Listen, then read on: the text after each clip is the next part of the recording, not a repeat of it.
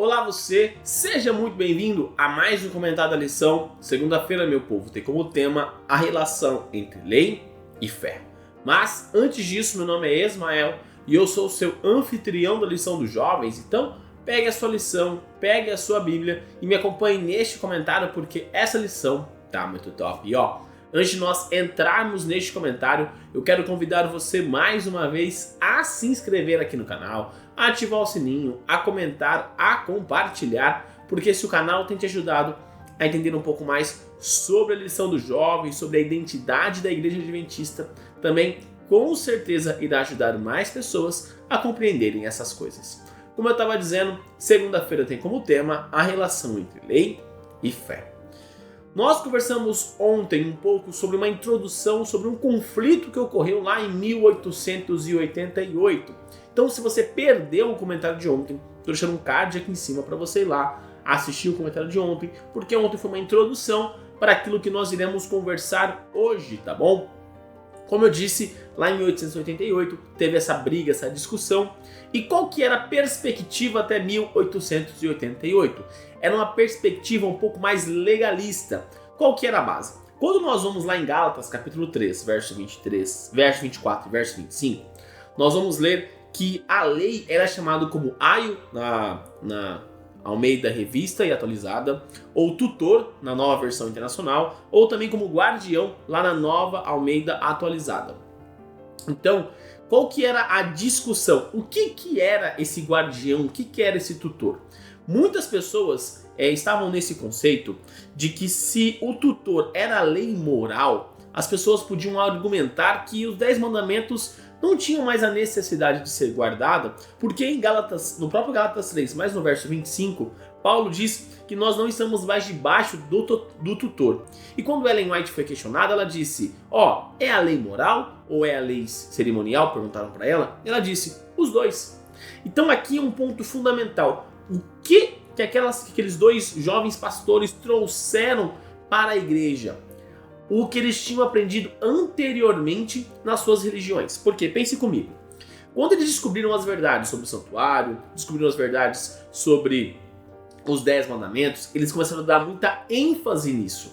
E começaram a se esquecer do conhecimento prévio lá da Reforma, que é só a Escritura, somente pela Escritura, e que nós somos salvos por Deus, pela graça de Deus. Então eles começaram a ter uma ênfase mais legalista, e esses dois pastores voltaram a pregar sobre a fé. E aí eles perceberam, cara, é isso aqui. Ellen White, com seus escritos, que eu conversei com vocês ontem, ela reforça a ideia da salvação pela fé. Então, o que é importante de nós entendermos? Nós somos salvos única e exclusivamente pela fé. Agora, as obras são consequência da fé que eu tenho. Porque eu fui salvo por Cristo Jesus, eu obedeço os mandamentos.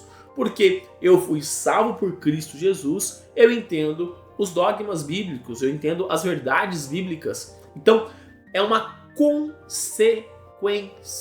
E as pessoas tinham esquecido disso. Então, nós podemos dizer que o início da nossa igreja, de 1863 até 1888, era assim uma igreja legalista. Era assim uma igreja que estava focando muito mais nas obras que na fé. Desde 1888, aí se inverteu. Nós focamos na fé. Nós somos salvos única e exclusivamente pela fé. Então, preste atenção você, meu querido, que está me assistindo neste momento. Você não é salvo porque você guarda o sábado. Você não é salvo porque você devolve o dízimo, porque você oferta. Você não é salvo porque você cuida do seu corpo. Você é salvo pela graça de Cristo. E como consequência desta graça de Cristo, você guarda o sábado, você devolve o dízimo, você oferta e você cuida do seu corpo. É uma consequência. Então, não voltemos para uma discussão de 1863. Uma discussão onde nós cremos que nós somos legalistas. Não existe isso. Ninguém é salvo pelas obras. Ninguém é salvo pelas obras. Todos nós somos salvos pela graça. E essas pessoas trouxeram essa visão mais uma vez, trouxeram essa discussão de volta para o foco que deveria ser, que é Cristo Jesus. E desta forma, nós podemos fazer até um link entre a escrita de Paulo para Colossos e para Laodiceia, porque a carta ela incluía tanto a galera de Colossos quanto a galera de Laodiceia. Então, quando Paulo escreve lá em Colossenses, capítulo 1, verso 27, que eu li para vocês ontem, que é Cristo em vocês, a esperança da glória, é um conceito claro da essência de como temos que ter na nossa vida cristã. É em Cristo. Cristo, ele é a esperança da glória, é a esperança de tudo que nós temos. A nossa vida é centrada em Cristo Jesus. Então, por isso que quando Paulo escreve para Colossenses, nós podemos fazer um paralelo com a carta de Laodiceia, lá de Apocalipse, e entender a correlação entre o que Paulo escreve em Colossenses e para a igreja de Laodiceia, como escrevendo para nós, porque nós precisamos voltar a andar em Cristo Jesus. Nós não podemos ir para um lado legalista e nem para um lado extremamente liberal. Cristo é o meio, é a essência. Então eu sou salvo pela graça e as obras são consequências. A graça não me isenta de trabalhar. A graça não me isenta de obedecer. E também o fato de eu obedecer não quer dizer que eu vou ser salvo. Mas a graça me salva e me dá o privilégio de obedecer, o privilégio de trabalhar para Cristo, o privilégio de seguir as instruções dele. Então, desta forma, mais uma vez, volta à essência, Cristo em nós, a esperança da glória. E desta forma, nós vamos voltar a caminhar da forma que Cristo quer, da forma que Cristo ordena, porque uma vez que nós entendemos que nós somos salvos pela graça e que as obras são consequências de todas as nossas ações baseadas nessa graça que nós recebemos, nós vamos ordenar a nossa vida. Então, se eu aceitei a Cristo, eu vou fazer isso. Porque eu aceitei a Cristo, eu vou fazer aquilo. Porque Cristo me ama, eu vou amá-lo. Porque Cristo morreu na cruz por mim, eu vou olhar para o meu irmão e vou cuidar dele. Porque Cristo me ama, eu vou passar tempo com a Bíblia, eu vou passar tempo em oração. Porque Cristo me ama e porque eu amo a Cristo, eu vou cuidar do meu corpo. Ou seja, tudo que nós falamos até agora na lição está focada, centralizada em Cristo Jesus. Tudo, 100% dessas coisas. Nós estamos olhando de uma perspectiva histórica. Então, por isso que a lição agora está falando, né, de como a igreja adventista redescobriu a essência da graça em Cristo. Mas isto é o fundamental da igreja. Eu e você somos salvos pela fé. A fé em Cristo Jesus. E desta forma, nós passamos a obedecer e a entender as demais doutrinas bíblicas, porque tudo se resume em Cristo Jesus. Que a sua vida possa também estar resumida em Cristo Jesus. E que você não pregue, nem que nós somos salvos pelas obras, nem que por sermos salvos pela graça, nós não temos a necessidade de obedecer.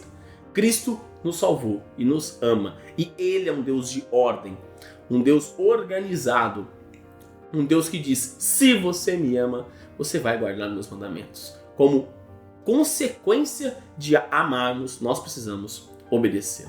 E neste momento, eu convido você a fechar os seus olhos e orar comigo. Querido amado Deus, obrigado, Pai, por mais um dia.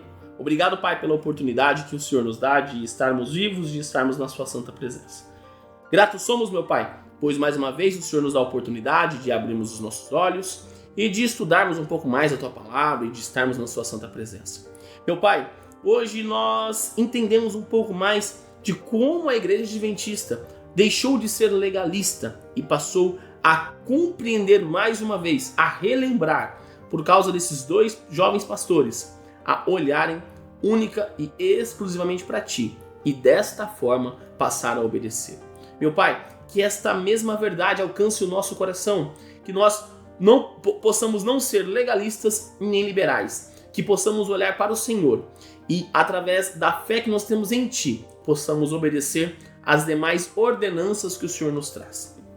Fique conosco, meu Pai, perdoe os nossos pecados da mesma forma que nós perdoamos aqueles que erraram contra nós. E tudo isso, meu Pai, eu te peço e te agradeço em nome do seu Filho Jesus. Amém. Galerinha, não se esqueça de se inscrever aqui no canal para você dar aquela força e também para você não perder o conteúdo que é produzido. Lembrando que os vídeos da lição são postados de domingo a sexta-feira.